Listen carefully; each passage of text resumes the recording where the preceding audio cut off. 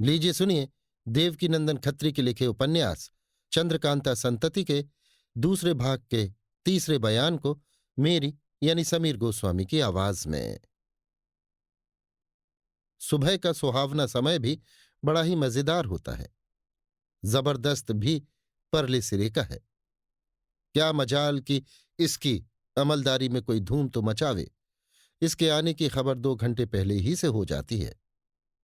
वो देखिए आसमान में जगमगाते हुए तारे कितनी बेचैनी और उदासी के साथ हसरत भरी निगाहों से जमीन की तरफ देख रहे हैं, जिनकी सूरत और चलाचली की बेचैनी देख बागों की सुंदर कलियों ने भी मुस्कुराना शुरू कर दिया। अगर यही हालत रही तो सुबह होते तक जरूर खिलखिलाकर हंस पड़ेंगी। लीजिए अब दूसरा ही रंग बदला। प्रकृति की नामालूम किस ताकत ने आसमान की स्याही को धो डाला और इसकी हुकूमत की रात बीतते देख उदास तारों को भी विदा होने का हुक्म सुना दिया।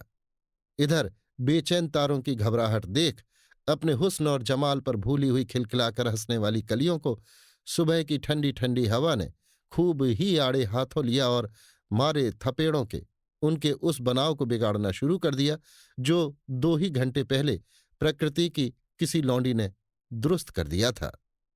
मोतियों से ज्यादा आबदार ओस की बूंदों को बिगड़ते और हंसती हुई कलियों का श्रृंगार मिटते देख उनकी तरफदार खुशबू से ना रहा गया। झट फूलों से अलग हो सुबह की ठंडी हवा से उलझ पड़ी और इधर उधर फैल धूम मचाना शुरू कर दिया। अपनी फरियाद सुनाने के लिए उन नौजवानों के दिमागों में घुस घुस कर उन्हें उठाने की फिक्र करने लगी जो रात भर जाग जाग कर इस समय खूबसूरत पलंगड़ियों पर सुस्त पड़ रहे थे। जब उन्होंने कुछ न सुना और करवट बदल कर रह गए तो मालियों को जा घेरा। ये झट उठ बैठे और कमर कसकर उस जगह पहुंचे जहां फूलों और उमंग भरे हवा के झपेटों से कहासुनी हो रही थी। कमबख्त छोटे लोगों का ये दिमाग कहाँ कि ऐसों का फैसला करें। बस फूलों को तोड़ तोड़ कर चगेर भरने लगे। चलो छुट्टी हुई, न रहे बांस न बजे बांसुरी। क्या अच्छा झगड़ा मिटाया है।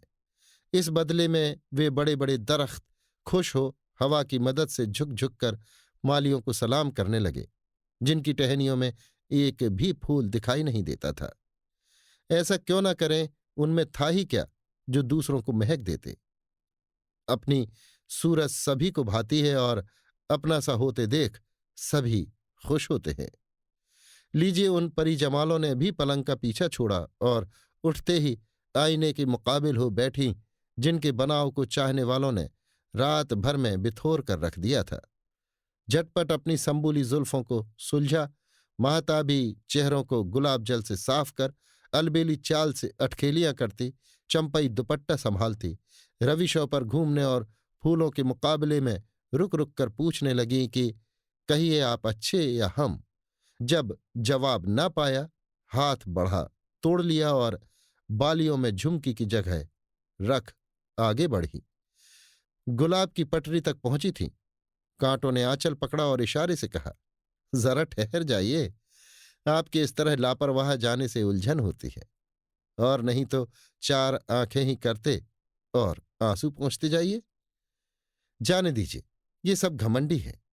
हमें तो कुछ उन लोगों की कुलबुलाहट भली मालूम होती है जो सुबह होने के 2 घंटे पहले ही उठ हाथ मुंह धो जरूरी कामों से छुट्टी पा बगल में धोती दबा गंगा जी की तरफ लपके जाते हैं और वहां पहुंच स्नान कर भस्म या चंदन लगा पटरों पर बैठ संध्या करते करते सुबह के सुहावने समय का आनंद पतित पावनी श्री गंगा जी की पापनाशनी तरंगों से ले रहे हैं।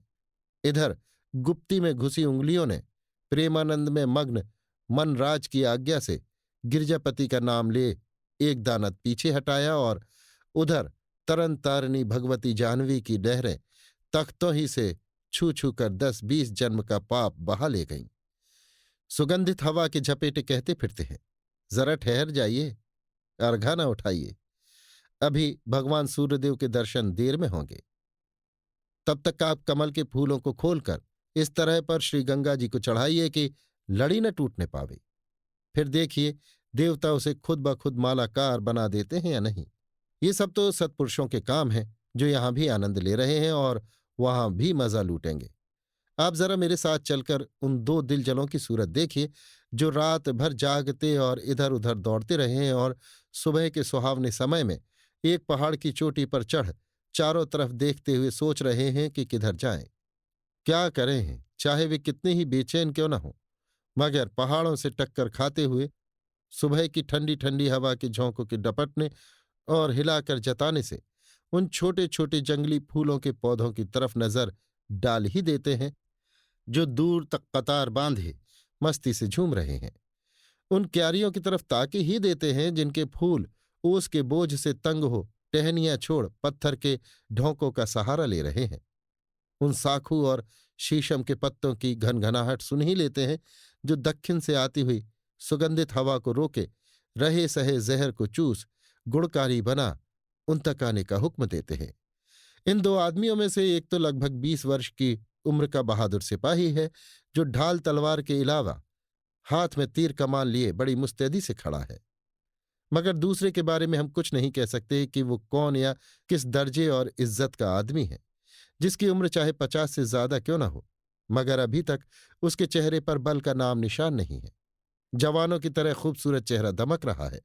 बेशकीमत पोशाक और हरबों की तरफ ख्याल करने से तो यही कहने को जी चाहता है कि किसी फौज का सेनापति है, मगर नहीं, इसका रुआबदार और गंभीर चेहरा इशारा करता है कि ये कोई बहुत ही ऊंचे दर्जे का है जो कुछ देर से खड़ा एक टकवायु कोण की तरफ देख रहा है। सूर्य की किरणों के साथ ही साथ लाल वर्दी के बेशुमार फौजी आदमी उत्तर से दक्षिण की तरफ जाते दिखाई पड़े, जिससे इस बहादुर का चेहरा जोश में आकर और भी दमक उठा और ये धीरे से बोला, लो, हमारी फौज भी आ पहुंची। थोड़ी ही देर में वो फौज इस पहाड़ी के नीचे आकर रुक गई जिस पर ये दोनों खड़े थे, और एक आदमी पहाड़ के ऊपर चढ़ता हुआ दिखाई दिया जो बहुत जल्द इन दोनों के पास पहुंचकर खड़ा हो गया।